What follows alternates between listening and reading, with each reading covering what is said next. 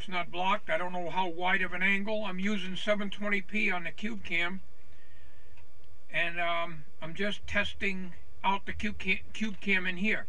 Now, I made some test videos in the house last night. It's terrible inside. Our incandescent light was all yellowish, orangey look. Color temperature was off, and there's no adjustment for that, but I wouldn't expect that to be any good inside anyways. Here I'm using LED lighting. I have no idea if the lighting is going to be, the colors are going to be proper. In other words, is this going to show white, you know, and so forth? Am I going to look green? Am I going to look orangey? Am I going to look yellowy? Or whatever, we don't know. Also, the microphone, I believe, is on the rear of this camera. And I made a test last night. This camera records in AVI format in 5-minute clips. Then it goes into the next one. So when you put them through the video editor, if you're doing a continuous video, there is no interruption. You know, it's a perfect stream. It didn't show that on this last video I put up there simply because I edited a lot of that out, you know, but because it was way too long. But anyways, I made a continuous 5-minute video of me flapping, and it's not hard for me to do. 5 minutes is nothing to me for flapping. And I made tests. I said 1, 2, 3, 4. Each time my fingers go together, that, you know, I checked to see what the timing was, and the timing was right on. So my theory is, and it's only a theory, is as long as this camera is stationary, the video and audio will be in sync. If the camera is moving around like in a car, or if the scenery is changing, like when you're driving, it will go out of step, but it doesn't go out of step immediately. As the video goes on into 3- and 4-minute clip, by that time it's out of step. But it was perfect like it is now, and that's why I'm making this video to show that it should be in step right now. In other words, my ugly gums are flapping at the same time that the noise is coming out of my mouth. So, I'm pretty happy with it for the $12.34 that I paid for it. Now, when it's out of step, I could take the video right from the camera, it's out of step. I could take the video from the camera and put it into the computer before the video editing program, and it was out of step. The driving video, that is. So it's not the video processing, it's the processing in the camera itself. So I'm pretty well pleased with this camera. Of course, like anything else, you don't really know if the batteries die. And I've been watching videos on it. It's telling, I think one of the reviewers that did a review on SQ-8 said 3 hours to charge. But the camera gets very, very warm in charging and in use like it is now. So that's a common thing I guess with these things. I don't expect this thing to really hold up all that good. What I like about this is it's 720p HD. It's AVI format, and Windows Movie Maker loves AVI formats. I noticed that the last video I put up there, given a test video footage of McDonald's, it was in HD. It showed on the player screen HD. I did not try to run 1080p through Windows Movie Maker on this camera. In other words, 720 is good enough. So I'm pretty happy with it, and the sound is quite good on it. Now, I wasn't looking at the clock up here when I started this video, but if this video goes beyond 5 minutes, there'll be another clip. It'll start over again at 5 minutes. There is a 16 gig PNY Class 10 card that came that I put in this card, in this camera. For those of you who are interested in buying this, a few things you have to remember from what I've been looking on the reviews on YouTube. First of all, the camera does not come with a TF card or a micro SD card. They call it a TF. I don't know what the TF stands for. But anyways, you have to buy your own card. So I bought at Walmart a package of two 16 gig PNY Class 10 cards. And one of them's in here. You have to remember, you have to be very careful inserting the card. You remember about 5 years ago I made a video on the MD-80 clone spy cam, and I had to take it all apart using my magnifier goggles because the card gets lost inside the camera. The same will happen with this. You have to be very careful to put the card in, and there are a couple of reviewers that are telling you to make sure to put the card in and make sure it's the right direction, but they're not close enough. They don't do macro shots, so you can't really see which way they're putting the card in because they're not doing real good close-ups, and when they do, they're all out of focus.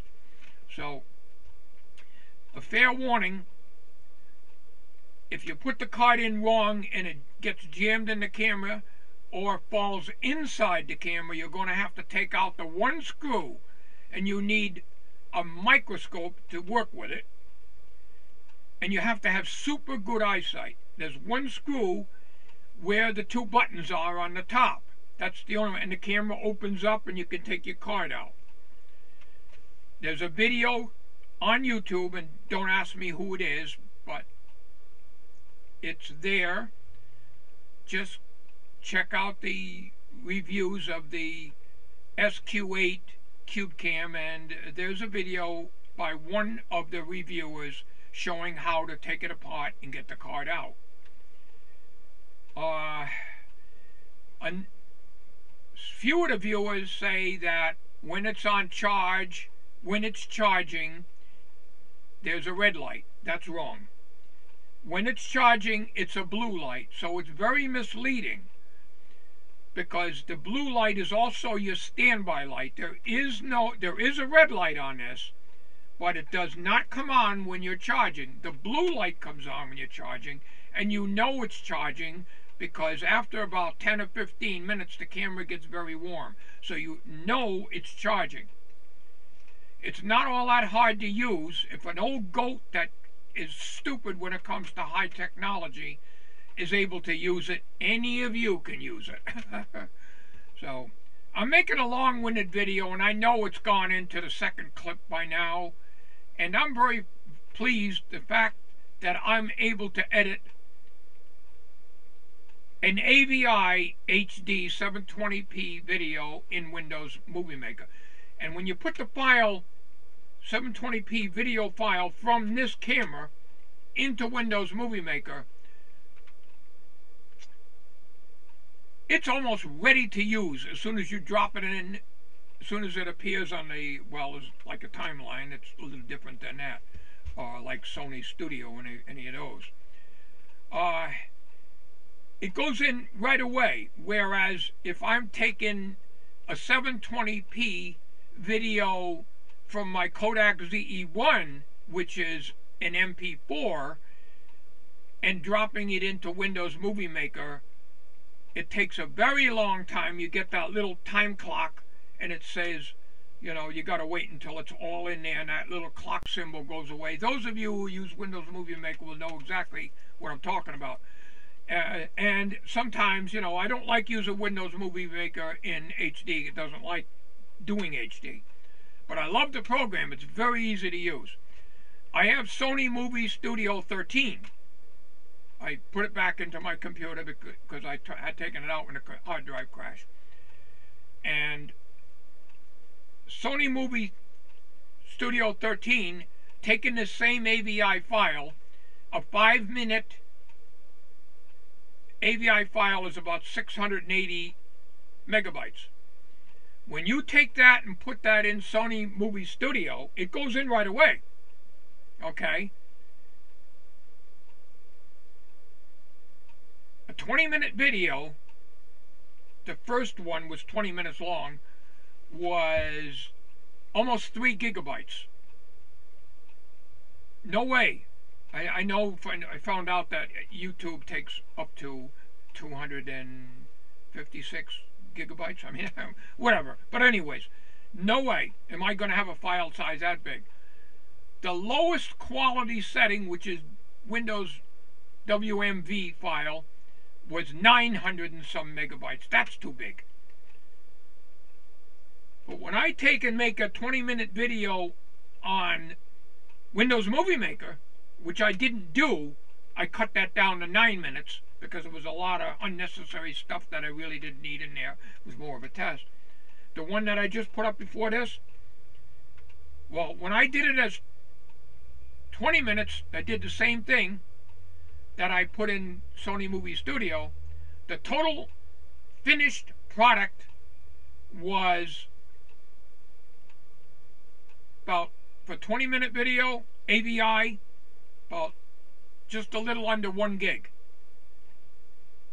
So Windows Movie Maker is the best one to use for AVI HD videos.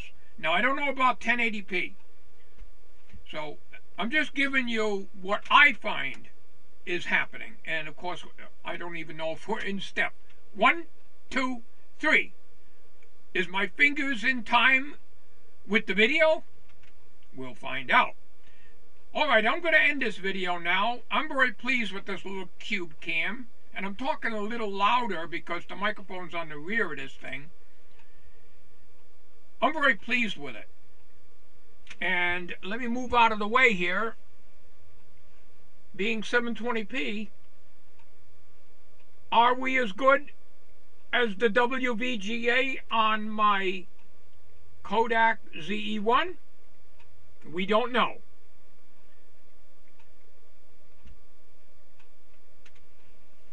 The only way we're going to know is for me to play this back. I'm going to put all this through Windows Movie Maker because it will be a much smaller finished product 720p HD video than Sony Movie Studio. By the way, Sony Movie Studio 13 increases the video size. So if you put in a 600 megabyte file, whether it be an MP4, an AVI, or whatever, it'll double the size unless you reduce the quality to like Windows Movie WMV file or something like that.